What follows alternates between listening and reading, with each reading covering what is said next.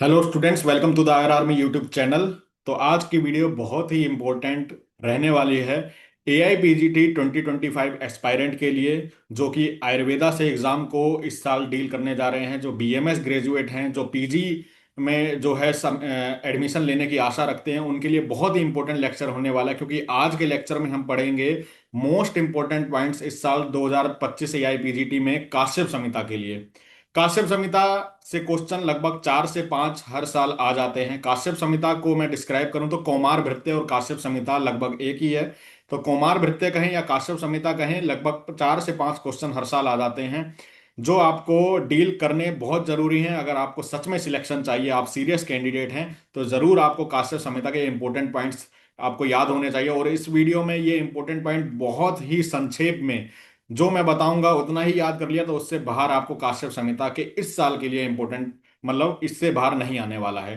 तो आप जो वीडियो को जो है लास्ट तक जरूर देखिए। और ये जो वीडियो है हम पारिक से बनाएंगे, ठीक है, यानी पारिक के जो नोट्स हैं, पारिक की आयुर्वेद संग्रह की बुक है, वहां से मैं आप सभी को पढ़ाने जा रहा हूं। तो आप अपनी बुक में भी इजिली ये नोट्स से पढ़ सकते हैं, क्योंकि ये बुक सबके पास लगभग होती ही है, हर स्टूडेंट के पास। ठीक है, तो वीडियो स्टार्ट करने से पहले आप सब की, अगर आपने आयुर आर्मी यूट्यूब चैनल सब्सक्राइब नहीं किया है तो चैनल को सब्सक्राइब जरूर कर लें, और बेल आइकन को दबाना ना भूलें, ऐसे ही आयुर्वेदा और आयुष से रिलेटेड इंपॉर्टेंट जानकारी पाने के लिए।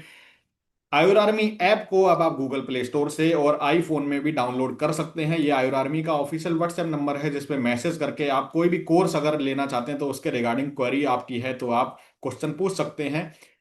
जैसे ही आप आयुर आर्मी को डाउनलोड करेंगे तो उसमें आयुर्वेद चालीसा का कोर्स है, जो ए आई पी जी टी 2025 के लिए बहुत ही इंपॉर्टेंट है। जितने भी आयुर्वेद के ग्रेजुएट हैं जो ए आई पी जी टी 2025 देने जा रहे हैं, वो आयुर्वेद चालीसा का कोर्स एक्सेस कर सकते हैं। ये 899 में नहीं, अभी ऑफर में 699 का मिल रहा है। बहुत ही इंपॉर्टेंट कोर्स है।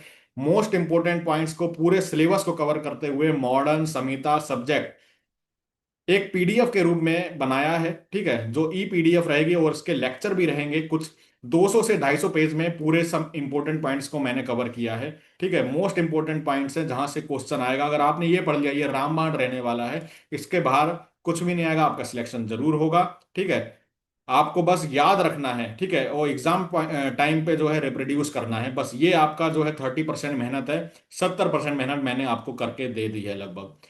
आयर आर्मी टेस्ट सीरीज को आप एक्सेस कर सकते हैं। जो ये टेस्ट सीरीज है, ये मोस्ट इंपॉर्टेंट क्वेश्चन है। ये बाकी कोचिंग सेंटर की तरह टेस्ट सीरीज मैंने नहीं बनाई है कि भेड़ चाल में कोई भी क्वेश्चन इसमें डाल दिया हो। ये वो क्वेश्चन है जो आए हुए हैं, या फिर वो बहुत इंपॉर्टेंट कंसेप्ट हैं जो कहीं ना कहीं आपके इस क्वेश्चन में, इस ए आई पी जी टी में आपको देखने को मिल जाएंगे। तो ये बहुत ही, मतलब किफायती में जो ये मैंने टेस्ट सीरीज आप सभी के लिए बनाई है, ताकि सभी स्टूडेंट इसको जो है कर पाएं। और इसकी पीडीएफ आपको मौजूद रहेगी विद आंसर की, आप देख सकते हैं। तो ये जो क्वेश्चन है रट के चले जाएं और आयुर्वेद चालीसा रट के चले जाएं, आपका कल्याण हो जाएगा।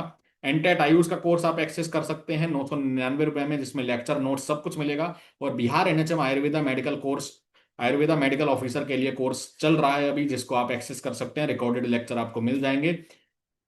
बाकी यूपीएससी एमसीडी इंटरव्यू या यूपीएससी स्टेट एएमओ की तैयारी कर रहे हैं, उत्तर प्रदेश की, यूपीएससी दिल्ली की, तो आप इस कोर्स को एक्सेस कर सकते हैं। मेडिकल ऑफिसर के लिए स्पेशल बनाया गया है ये कोर्स। ठीक है, 1 साल की वैलिडिटी आपके पास रहेगी। प्लस एमसीडी मॉक इंटरव्यू की तैयारी कर रहे हैं इस साल, अगर एमसीडी का इंटरव्यू जिसका आपका रिटर्न क्वालिफाई हुआ है, तो जरूर इसके लिए मॉक इंटरव्यू आप ज्वाइन कर सकते हैं। 1,900 दो personalize mock interview with our expert करवाए जाएंगे, तो जरूर इसको जो है आपको एक्सेस करना है। बाकी एआईपीजीटी 2026 की तैयारी कर रहे हैं तो आप ये कोर्स ले सकते हैं, जिसमें नेक्स्ट और 26 का एआईपीजीटी सब कुछ कवर होगा। सब्जेक्ट वाइज, संहिता वाइज, नोट्स, क्वेश्चन बैंक, सब कुछ आपको इसी में मिलने वाला है। तो चलिए स्टार्ट करते हैं आज का वीडियो। ठीक है, हमारी सारी अपडेट्स जो होती हैं वो आयर आर्मी के ऑफिशियल टेलीग्राम और व्हाट्सएप ग्रुप में मिल जाती है, जो उसका लिंक जो है इस वीडियो के डिस्क्रिप्शन में मैं डाल दूंगा, जहां से आप ज्वाइन कर सकते हैं। तो चलिए स्टार्ट करते हैं। काश्यप संहिता। ठीक है, काश्यप संहिता में ये शुरुआत के जो है चीजें वो आपको याद नहीं करनी है, क्योंकि मैं इंपॉर्टेंट बताऊंगा बस, जो आपको याद करना है, जो बहुत इंपॉर्टेंट है। ठीक है, उसके अलावा कुछ नहीं पढ़ना है। तो ये चीजें क्वेश्चन नहीं आते हैं, बहुत पुराने टाइम में आते थे, अभी आपको बिल्कुल नहीं पढ़ना है। याद बस यही रखना है कि खिल स्थान होता है। मान लो खिल स्थान सबको ही पता होता है, लेकिन आपको विशेषकर याद रखना, खिल स्थान ओनली काश्यप में बताया गया है। ठीक है, तो ये पॉइंट पे आप मार्क करेंगे अपनी बुक में। बाकी आपको याद रखना है, काश्यप चतुर्थ महीने में मन का प्रादुर्भाव मानते हैं। ठीक है। तो गर्भिणी प्रक्रिया में चतुर्थ महीना में जब बच्चा होता है गर्भ में, तो उसमें जो है मन का प्रादुर्भाव मानते हैं, तो ये याद रखना है आपको। प्लस आपको याद रखना है इसमें कि सूतिका रोग 64 प्रकार के बताए हैं, जिसको दुष्प्रजातामय भी कहते हैं, और उनमें ज्वर को प्रधान माना है। ठीक है, तो ये याद रखें, ज्वर को प्रधान माना है। त्रिसमा गुटिका पूछ लिया जाता है, त्रिसमा गुटिका के कंटेंट पूछ लिए जाते हैं, हरितकी, गुड़ और शुंठी, तीन चीजें पड़ी हैं, त्रिसमा गुटिका कहते हैं। अम्ल पित्त को डिस्क्राइब किया है, लेकिन सुक्तक नाम से, याद रखिए सुक्तक नाम से किसने डिस्क्राइब किया है, क्वेश्चन आ जाएगा, काश्यप संहिता ने किया है। ठीक है। अम्ल पित्त का स्वतंत्र और प्रथम वर्णन भी काश्यप संहिता में मिलता है, तो ऐसे करके क्वेश्चन आए तो आपको याद रखना है। बाकी आगे चलते हैं। ये इंपॉर्टेंट है, याद रखना है कि जात मात्र हेतु औसत की मात्रा। अब कोई जो है अभी अभी बच्चा जन्मा है और उसको औसत देनी है, तो कैसे देंगे, तो विडंग फल मात्र। ठीक है, जितना बड़ा विडंग का फल होता है एक दाने के बराबर, उतना जो है आपको औसत देनी है बच्चे को। ठीक है, तो ये बताया गया है इसमें, और धीरे धीरे बढ़ाते जाना है, आम्लक फल से ज्यादा नहीं बढ़ाना, यानी आंवला का जो जितना बड़ा आंवला होता है उतना ज्यादा मात्रा में नहीं लेना है। ठीक है, तो ये याद रखना है। लेहन के योग्य, अब कुछ बच्चे होते हैं कि माता का दूध नहीं पी रहे हैं, ठीक है, तो लेहन के योग्य होते हैं। लेहन यानी कि उनको जो है कुछ कुछ तो खिलाना है, तो खा तो सकते नहीं, तो चाटने के लिए उसको क्या दे सकते हैं, लेहन। ठीक है, तो तो ऐसे कौन से जो है बच्चे होते हैं उसके लिए बताया गया, तो अक्षीर जननी, जिसके माता के दुग्ध ही की प्रवृत्ति ही ना होती हो, अल्प क्षीर होता हो, दुष्ट क्षीर हो, दुष्प्रजाता हो, व्याधि पीड़ित हो। ठीक है, वात पित्त प्रधान वाली, तो वात पित्त प्रधान अलग से याद रखना इंपॉर्टेंट है। दीप्ताग्नि का बच्चा हो, ठीक है, तो ये याद रखना इंपॉर्टेंट है। बाकी लेहन के अयोग्य क्या बताया है, लेहन के अयोग्य यानी ऐसे पेशेंट जिनमें जो है अयोग्य बताया गया है, लेहन यानी जिनको चाटने के लिए जो मना किया है बच्चे को, जो है नहीं देना है बिल्कुल, तो वो है कल्याण मात्रक। कल्याण मात्रक, ठीक है, लेहन के अयोग्य बताया गया है उसको। ऊर्ध्व जत्रुगत विकारी हो, ग्रह रोगी हो, अलसक से पीड़ित बालक हो। ठीक है, तो इनको जो है कल्याण मात्रक, ये जो है लेहन के अयोग्य, कल्याण मात्रक विशेष कर याद रखना, आपको यहां से क्वेश्चन आ जाता है। आगे चलते हैं। ये क्वेश्चन कई बार आता है, इंपॉर्टेंट, याद रखना। स्वर्ण प्राशन से बालक 1 मास में जो है मेधावी हो जाता है, और 6 मास में श्रुतधर हो जाता है। श्रुतधर का मतलब पढ़ा हुआ भी आपको याद हो जाए, मतलब आपने नहीं पढ़ा हुआ, नहीं मतलब सुना हुआ याद हो जाए, किसी ने कहीं कोई श्लोक बोला और आपको याद हो गया, तो 6 मास तक अगर स्वर्ण प्राशन करे बालक को तो श्रुतधर हो जाता है। आगे चलते हैं। अभय घृत, ग्रह बाधा हरणार्थ, रोगाधिकार याद रखना। संवर्धन घृत इंपॉर्टेंट है, पंगु और मूक शिशुओं में उपयोगी है। ठीक है, बाकी ये जो है स्किप कर देना आप, ये इंपॉर्टेंट नहीं है, क्वेश्चन नहीं आता है। बाकी जो है स्तन कीलक रोग के बारे में याद रखना, एक श्लोक, स्तंभ स्राव कुचियो सिरा जालेन संतत है, बस ये श्लोक एक बार पढ़ लेना। ठीक है। बाकी जो है 7वें महीने में गर्भ त्रिदोष युक्त हो जाता है, तो जब गर्भिणी परिचर्या में याद रखना कौन से माह में त्रिदोष युक्त होता है, क्वेश्चन आ जाएगा 7वें माह में, याद रखना है आपको। दांतों के बारे में याद रखना, 32 दांत कैसे होते हैं, 8 तो होते हैं शुक्र जात, यानी एक ही बार उत्पन्न होते हैं। 24 जो होते हैं वो द्विज होते हैं। ठीक है, यानी एक बार उत्पन्न होकर दूध के दांत गिर जाते हैं, जिसको कहते हैं वो द्विज है। तो जितने मास में दांत का निषेचन होता है उतने मास में, ये इंपॉर्टेंट नहीं है, आगे चलते हैं। तो दंत की संख्या एक बार देख सकते हैं, हनु, राजदंत, वस्त, दंष्ट्रा, ऐसे करके 32 हैं। तो कैसे याद रखेंगे, हरावद, हरावद फॉर्मूला बनाएंगे, है से हनवय, रा से राजदंत, वै से वस्त और दंष्ट्रा। ठीक है, तो 20, 4, 4, 4 ऐसे करके आपको याद रहेगा। आगे चलते हैं। फिर ये स्किप करना है आपको सारा कुछ। फिर आपको ये याद रखना है, विभिन्न महीनों में निकले दांतों के लक्षण। चतुर्थ महीने में अगर बच्चे के दांत निकलते हैं, दुर्बल, आशुक्षय, आम्य बहुल होते हैं, तो आम्य बहुल याद रखना है। पंचम महीने में स्यंदन, हिलने वाले होते हैं। षष्टम महीने में प्रतिपास्ट मलग्रहीण। ठीक है, ये मैच द फॉलोइंग में क्वेश्चन आ सकता है। सप्तम महीने में द्विपिटा राजीमंत, और अष्टम महीने में सर्वगुण संपन्न दंतोत्पत्ति होती है, इंपॉर्टेंट है। आगे चलते हैं। विरेचनार्थ श्रेष्ठ द्रव्य एरंड और शंखनी को बताया, याद रखना है आपको। और स्नेह की प्रय विचारणाएं 20 हैं, तो ये नॉर्मली है, सेम ही है, चरक वाला, इसमें इंपॉर्टेंट नहीं है।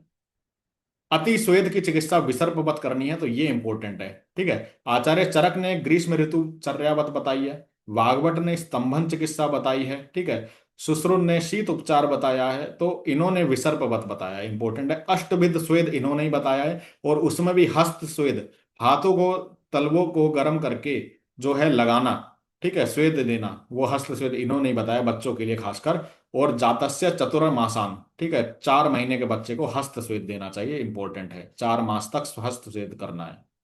ठीक है, ये बहुत इंपॉर्टेंट है। अजीर्ण 4 लक्षण होते हैं, आमाजीर्ण, विदग्धाजीर्ण, श्लेष्माजीर्ण, रसेसाजीर्ण। लक्षण याद रखना है, सद्य भुक्त होने की प्रवृत्ति, धूमोद्गार, गुरुता। और चिकित्सा बहुत इंपॉर्टेंट है, इसकी याद रखना है। आमाजीर्ण में आम को निकालेंगे, लंघन करवाएंगे। विदग्धा में दिवा स्वप्न करवाएंगे, जबकि विदग्धा में जो है वमन बताया है, छर्दन बताया है। ठीक है, आचार्य सुश्रुत ने। श्लेष्माजीर्ण में स्वेदन और रसशेषाजीर्ण में शोषण बताया है, इंपॉर्टेंट है, याद रखना है।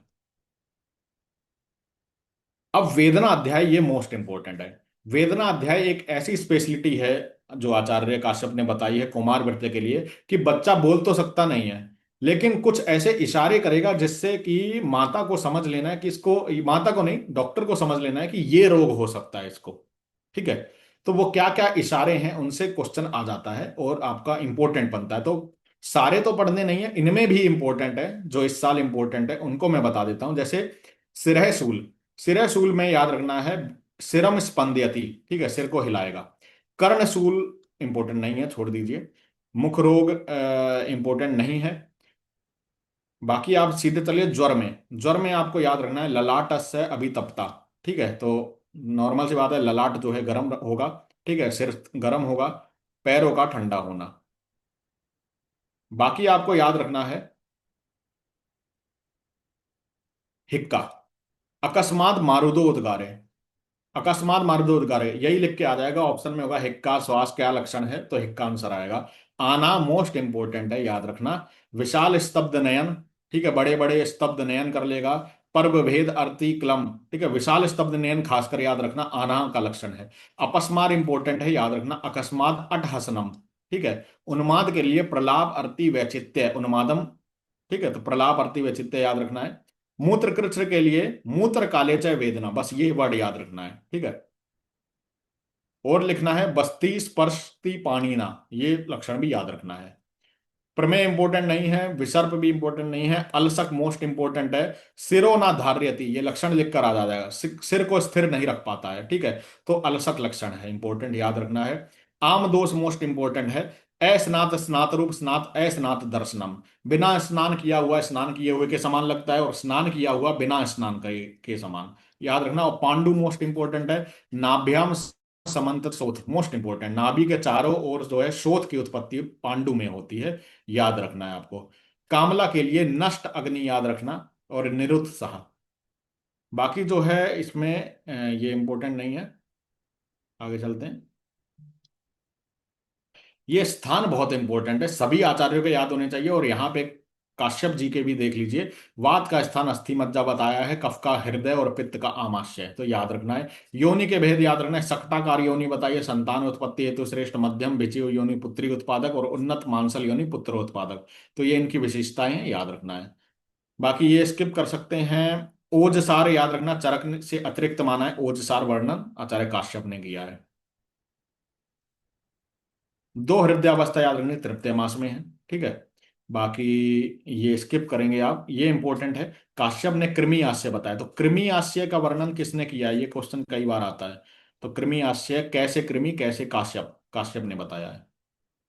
बाकी ये स्किप करेंगे, और ये मोस्ट इंपॉर्टेंट है। गर्भिणी की योनि से अगर किंसुकोदक संकाश स्राव हो तो पुत्री की उत्पत्ति होगी, ऐसा मानेंगे। और तंत्री वर्ण का स्राव हो गिलहरी के रस सदृश, तो मानेंगे पुत्र उत्पत्ति, मेल चाइल्ड होगा। ठीक है, तो ये एक एक बताया हुआ है, इंपॉर्टेंट पॉइंट, याद रखना है। बाकी ये स्किप करेंगे सारा। ग्रहों में रेवती को प्रमुख मानते हुए उसके 20 पर्याय बताए हैं, याद रखना है। ठीक है, बाकी अंधपूतना की चिकित्सा अक्षी रोगों के समान बताई है। ये स्किप करेंगे सारा कुछ। कृमि चिकित्सा में गुदा में सरसप तेल और सैंधव लगाकर अंगुली से स्वेदन करने का बताया। और फक रोग सबसे इंपॉर्टेंट है, जो आपको याद करके ही जाना है। फक रोग के बारे में ये कोटेशन याद रखनी है, बालः संवत्सरा, 1 साल के बालक को हो जाता है। पादाभ्याम यो न गच्छति, पैरों से नहीं चल पाता 1 साल का बालक। ठीक है, तो फक रोग कहते हैं उसको। 3 प्रकार का होता है, क्षीरज गर्भज व्याधि। क्षीरज यानी श्लेष्मिज दूध धात्री का, माता का अगर कफ प्रकृति का, कफ प्रकोपित दुग्ध है तो क्षीरज फक होगा। इसमें बालक मूक और पंगु पैदा होता है। गर्भज क्या है, धात्री के पुनः गर्भणी होने से। ठीक है, अभी एक बच्चे को जो है माता स्तनपान करवा रही है और दूसरी बार जो है तुरंत प्रेग्नेंट भी हो जाए 4 से 5 माह में, तो वो हो गया गर्भज फक। ठीक है, व्याधिज फक क्या हो गया? ज्वर आदि के कारण बच्चे का ज्वर आदि। लक्षण क्या है? विशीर्ण हृष्ट रोमा, स्तब्ध रोमा, महानख, याद रखना महानख इंपॉर्टेंट है। चिकित्सा याद रखनी, कल्याणक घृत इसमें बताया, सटपल घृत बताया, तो दो घृत इकलौते बताए हैं, याद रखना है। और राज तेल का प्रयोग इसमें बताया, तो राज तेल का रोगाधिकार फक रोग, याद रखना। त्रिपाद चक्र रथ, ठीक है। ऐसे आपने देखा होगा ना कि बच्चे, मैं बना नहीं पा रहा हूँ ऐसे, 3 टायर वाला एक चलाते हैं, ऐसे करके, और ऐसे होता है कुछ, ठीक है, खिलौना। तो वो जो है त्रिपाद चक्र रथ, ताकि उससे जो है वो चलने की प्रैक्टिस होता है, तो ये इंपॉर्टेंट है। बाकी जो है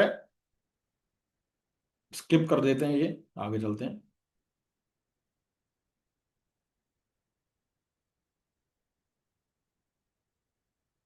ये भी स्किप करते हैं।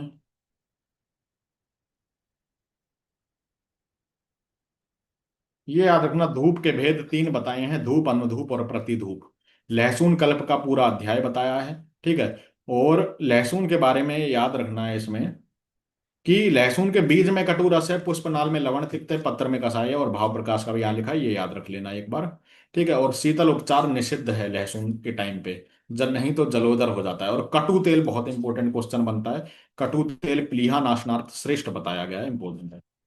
5 भौतिक तेल क्वेश्चन पूछा जाता है, 5 भौतिक तेल पंच इंद्रिय विवर्धक होता है, ठीक है। तो पंच इंद्रिय विवर्धक कौन सा है? प से 5, प से पंच इंद्रिय विवर्धक, ठीक है। बाकी ये स्किप करेंगे। जात हारणी के बारे में बताया है कि जीवित माता में 10 जात हारनियां होती हैं, 16 याप्य हैं, तो ज्यादा कुछ इंपॉर्टेंट नहीं है। बाकी कूट पाकल सन्निपातक ज्वर का जो है वर्णन किसने किया है? तो याद रखना आचार्य काश्यप ने, ये इंपॉर्टेंट है, कैसे कूट पाकल, कैसे काश्यप, ठीक है। सन्निपातक ज्वर में कफ स्थानानुपूर्वी चिकित्सा बताइए। कटु सर्पी सन्निपातक ज्वर में रोगाधिकार, जबकि कटु तेल प्लीहा में है, सर्पी जो है सन्निपातक ज्वर में है, ठीक है। बाकी जो है इसमें जात मात्र हेतु घृत की मात्रा कोलस्थी प्रमाण है, ठीक है, तो याद रखना है। बाकी जो है चूर्ण की मात्रा याद रखें, दीपनीय चूर्ण देना है तो अग्र पर्वा अंगुली मात्रा में, जीवनीय और संसमनीय द्विगुण मात्रा में, वमन विरेचक दीपनीय चूर्ण से अर्ध मात्रा में, इंपॉर्टेंट है, याद रखना। सर्वभूतानाम आहारे स्थिति कारणम, तो ये डैश करके क्वेश्चन आ जाता है, आहार इसमें आंसर आएगा। प्राणी नाम प्राण धारणम, अन्न के लिए बोला गया है, याद रखना। आहार को महाभेषज्य बोला है, इंपॉर्टेंट क्वेश्चन है ये तीनों पॉइंट, ठीक है। और आगे चलते हैं। तेल से बढ़कर कोई भी ऐसा द्रव्य नहीं है जो वात को हर पाए, ठीक है, वात का शमन कर पाए, तो ये बताया गया है, इंपॉर्टेंट है। बाकी जो है कल्याणक अवलय याद रखना अतिसार नाशक है। गर्भिणी में कष्टतम व्याधि क्या है? ज्वर है, ज्वर माना गया है, ठीक है, तो इंपॉर्टेंट है। बाकी ये स्किप करेंगे सारा कुछ, ये पढ़ने की जरूरत नहीं है। ये संस्कार बहुत इंपॉर्टेंट है। प्रथम मास में सूर्योदय दर्शन, चंद्र दर्शन देना है। चतुर्थ मास में निष्क्रमण संस्कार, तो निष्क्रमण कब होता है? काश्यप ने कब बताया? चतुर्थ में। षष्टम में फलप्राशन बताया है, और दसम में अन्नप्राशन।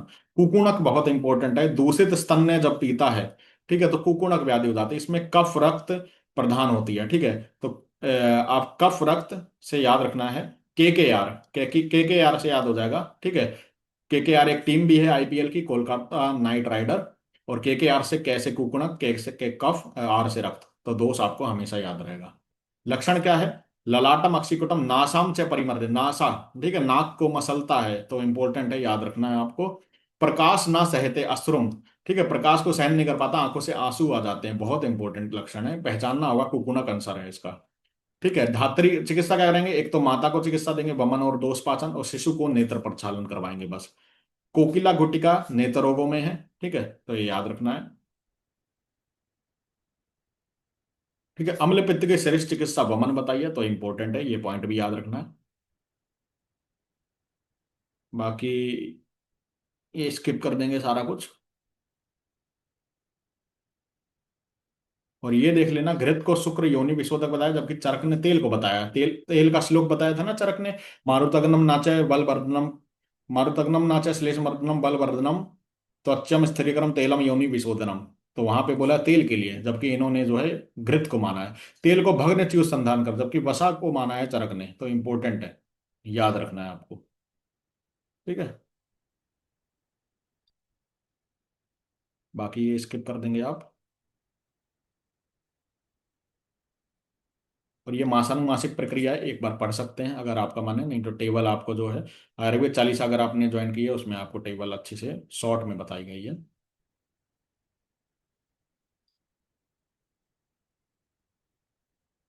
बाकी ये सब स्किप कर देंगे, इसमें से क्वेश्चन नहीं आता है। ठीक है,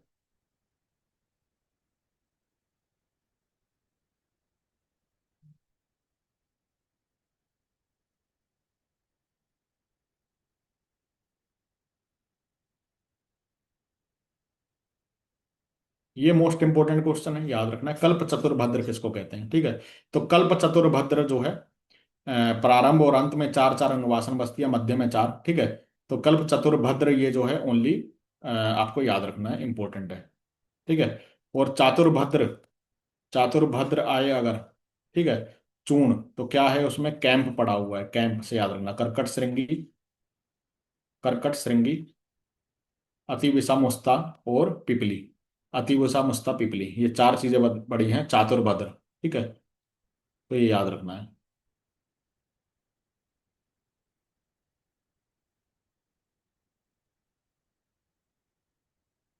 तो ऐसे करके ये फिनिश होता है काश्यप। और कौमार भृत्य इसी के साथ दिया हुआ है, इसमें जो याद करना है बहुत कम, क्योंकि आपने अगर वही कर लिया तो याद इजिली हो जाएगा।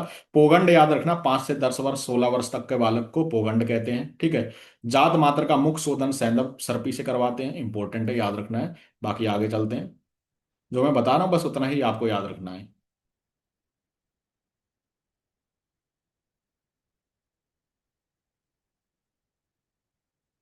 हाँ, ये इंपॉर्टेंट है, संस्कार। सीमंतोन्नयन संस्कार पढ़ लेना आप। नामकरण संस्कार इंपॉर्टेंट है, 11वें दिन करवाते हैं। निष्क्रमण चौथे महीने में वाग्भट। अन्नप्राशन छठे महीने में वाग्भट, छठे महीने में काश्यप, 10वें महीने में काश्यप। अन्नप्राशन बता रहे हैं, ठीक है। जबकि फलप्राशन छठे महीने में। चूड़ाकरण और मुंडन संस्कार तीसरे पांचवें माह में, 5वें वर्ष में, सॉरी। कर्णवेदन छठे सातवें में, और इन्होंने छठे सातवें आठवें में। तो ये संस्कार कुछ याद रखना आप, इंपॉर्टेंट याद रखना, क्वेश्चन आ जाएगा। उपवेशन संस्कार भी याद रखना है आपको। गर्भशोष में याद रखना, भेषज रत्नावली ने बताया, काश्यप ने नहीं बताया।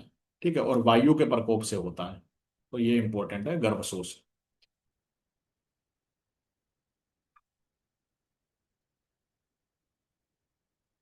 बाकी जो है ये पश्चात रुद्र भेषज रत्नावली ने बताया, पित्त के कारण होता है, याद रखना। क्षीरा अलस त्रिदोषज व्याधि वाग्भट ने बताई है, याद रखना। कुकुणक देखिए, कश्यप ने तो के आर से याद रखना है, सुश्रुत ने बताया है त्रिदोष प्लस आर, तो टी आर से याद रखना, टी आर। ठीक है, के टी आर। बागभट ने कुकुणक को दंतोद्वेद जन्य विकार माना है, तालुकंटक बागभट ने बताया है। ठीक है, और पारिगर्भिक बागभट ने बताया है। बाल शोष याद रख सकते हैं, बागभट ने बताया, इंपॉर्टेंट है। ठीक है, कफ दूषित स्तन्यपान से होता है, तो ये क्वेश्चन आ जाता है, किस कौन से दूषित स्तन्यपान से होता है? कफ दूषित से होता है, याद रखना है आपको। ठीक है, बाकी नवजात शिशु परिचर्या में चरक ने प्राण प्रत्यागमन फर्स्ट पे बताया है, शिशु ने मुख विशोधन, अष्टांग ने उल्वा परिमार्जन। तो ये याद रखना है आपको। जन्मजात फिरंग का वर्णन भाव प्रकाश में मिलता है। और ये कुछ दोष हैं, फकरोग श्लेष्मिक दुग्ध से होता है, बालसोई मैच द फॉलन में आ सकते हैं, आप एक बार पढ़ लीजिएगा, दोष आपको याद होने चाहिए। ठीक है, तो ये इंपॉर्टेंट है। और आगे चलते हैं, ग्रह रोग के बारे में बताया, तो चरक ने तो वर्णन किया नहीं है। ठीक है, सुश्रुत ने 9 बताए, काश्यप ने 10, रेवती के 20 पर्याय, हारित ने पूतना का ही वर्णन किया है, इसके 8 वेद बताए। तो सुश्रुत ने 9 बताए, पुरुष ग्रह स्त्री ग्रह। तो नाम एक बार देख लीजिएगा। ठीक है, बहुत इजी क्वेश्चन आ जाता है। वाग्भट ने 12 बताए हैं, तो कौन कौन से हैं? बाकी जो है, रेवती में विरेचन का निषेध है। और कुछ लक्षण स्कंद ग्रह में, लक्षण आपको याद रखना है, गाढ़ मुष्टि बर्च। ठीक है, एक पक्ष में नेत्र, बस इतना याद रखना है। ठीक है, एक नयन शराबी, ये भी याद रखना है, पहचानना होगा कौन सा ग्रह है। ठीक है, तो ये याद रखना है। स्कंद अपस्मार, तो ये ज्यादा इंपॉर्टेंट नहीं लग रहा है। ठीक है, ये इंपॉर्टेंट नहीं है। बाकी नेग में इसमें याद रखना है, वसा गंधित्वम। स्वग्रह इंपॉर्टेंट है, विट सगंधत्वम, या कुत्ते के समान चिल्लाना, हाइड्रोफोबिया से कोरिलेट करते हैं। पितृग्रह शवगंधता, तो शवगंधता से क्वेश्चन आता है किस में पाई जाती है, तो पितृ ग्रह में शवगंधता है। ठीक है, मुर्दे जैसी गंध आती है। पूतना। स्वप्तिम सुखा दिवाम न रात, दिन में सुख पूर्वक सोता, रात्रि में नहीं, तो पूतना काक तुल्य गंधी, बहुत इंपॉर्टेंट है, याद रखना है लक्षण। ठीक है।